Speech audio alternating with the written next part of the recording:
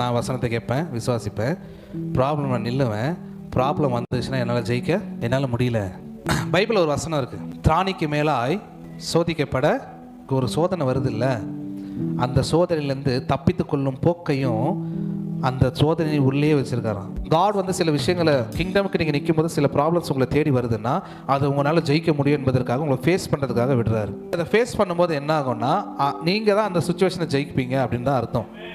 ஏன்னா இவர் என்ன பண்ணுறாராம், சோதனையோடு தப்பித்து கொள்ளும் போக்கையும் அதிலே வச்சுருக்காராம். நீங்கள் ஃபேஸ் பண்ணால் தான் அந்த ப்ராப்ளம் தீரும். நான் ஃபேஸே பண்ணக்கூடாதுன்னா அந்த ப்ராப்ளம் கண்டினியூ ஆகிட்டே இருக்கும். வெளிப்பாடாக எடுக்கணும். இது வெறும் அறிவாக மட்டும் எடுக்கக்கூடாது. வெளிப்பாடு தான் உங்களுக்குள்ள தைரியத்தை கொடுக்கும், விசுவாசத்தை கொடுக்கும். ஆமாம், நான் தான் அது, அவர் எனக்குள்ளே தான் இருக்கார். இதுக்கு முன்னாடி தாவீது ஃபேஸ் பண்ணால் அவன் தோற்று போகல.